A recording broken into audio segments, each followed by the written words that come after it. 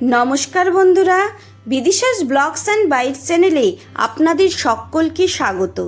শীতকাল প্রায় চলে এসেছে, আর শীতকাল মানেই হলো বেগুন ভর্তা বা বেগুন পোড়া। এই বেগুন পোড়া খেতে হয় দুর্দান্ত। এই পদ্ধতিতে যদি আপনারা বেগুন ভর্তা বা বেগুন পোড়া বানিয়ে নেন, তাহলে শীতকাল একদম জমে যাবে। বেগুন ভর্তা বানানোর জন্য আমি বেশ বড় সাইজের একটা বেগুন নিয়ে নিয়েছি। বেগুনটা ভালো করে ধুয়ে পরিষ্কার করে রেখেছি। এইবার বেগুনের গায়ে আমি ভালো করে সরষের তেল মাখিয়ে নেব। দেখুন, বেশ কিছুটা পরিমাণ সরষের তেল দিয়ে আমি হাত দিয়ে ঘষে ঘষে বেগুনের চারিদিকে সরষের তেলটা মাখিয়ে নিচ্ছি। যত ভালো করে তেলটা মাখানো হবে, পোড়ানোর পর খোসাটা খুব ইজিলি উঠে যাবে, কোনো কষ্টই করতে হবে না। দেখুন, তেল মাখানো আমার হয়ে গেছে। এইবার গ্যাসের ওপরে রুটি ছাকার জালি বসিয়ে দিয়েছি। তার ওপরে বেগুনটা এইভাবে দিয়ে হাত দিয়ে ঘুরিয়ে ঘুরিয়ে আমি বেগুনটাকে পুড়িয়ে নেব। দেখুন, বেগুন পুড়তে শুরু করেছে। এইভাবে ঘুরিয়ে ঘুরিয়ে চারিদিকটা আমি পুড়িয়ে নেব। এইভাবে ওপর নিচ করে বেগুনটাকে পুড়িয়ে নিতে হবে। দেখুন, বেগুন পোড়ানো হয়ে গেছে। আমি গ্যাস বন্ধ করে দিয়েছি।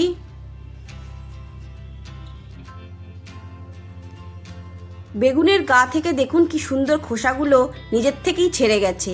এইবার আমি রেখে বেগুনটাকে ঠান্ডা হতে দেব। বেগুন ঠান্ডা হয়ে গেছে। এইবার খোসাগুলো আস্তে আস্তে করে আমি তুলে নেব। দেখুন কতটা ইজি খোসাগুলো উঠে যাচ্ছে। এর জন্যই আমি বেশি করে সরষের তেল মাখিয়ে নিয়েছিলাম। কোনো কষ্টই আমাকে করতে হচ্ছে না, ইজিলি খোসাগুলো হাতে চলে আসছে।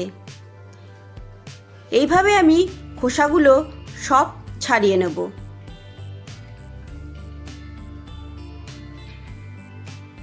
দেখুন, বেগুনের খোসা সব ছাড়ানো হয়ে গেছে। এইবার ভালো করে ভিজে হাত দিয়ে আমি বেগুনটা পরিষ্কার করে নেব।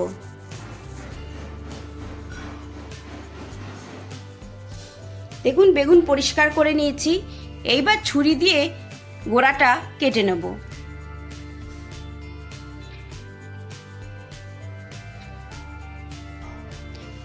ছুরি দিয়ে বেগুনটা আমি একটু ভালো করে ম্যাশ করে নেব।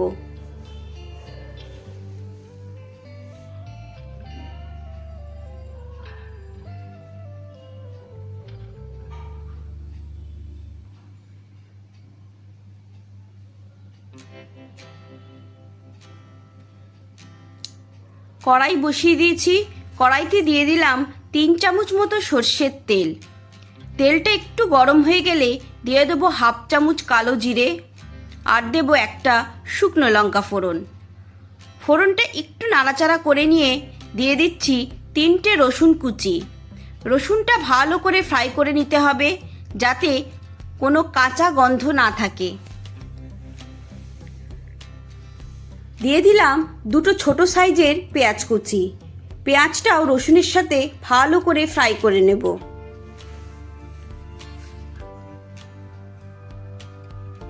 দেখুন, রসুন পেঁয়াজ অনেকটাই ফ্রাই হয়ে গেছে। এইবার অ্যাড করে দেব একটা টমেটো কুচি। টমেটো দিয়েও 1 থেকে 2 মিনিট ফ্রাই করে নেব। দিয়ে দিচ্ছি পরিমাণ মতো নুন। নুনটা দিলে টমেটোটা তাড়াতাড়ি নরম হয়ে যাবে। দেখুন, সব কিছু ভালো করে ফ্রাই করা হয়ে গেছে। এইবার পোড়ানো বেগুনটা অ্যাড করে দেব।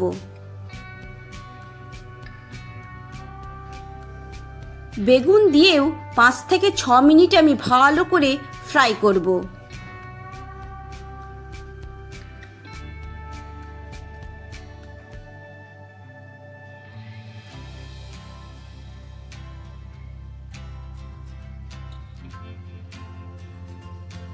দিয়ে দিলাম 1/2 চামচ চিনি।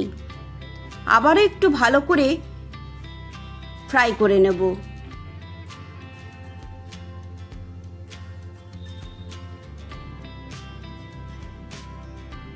দেখুন বেগুন ভালো করে ফ্রাই করে নিয়েছি।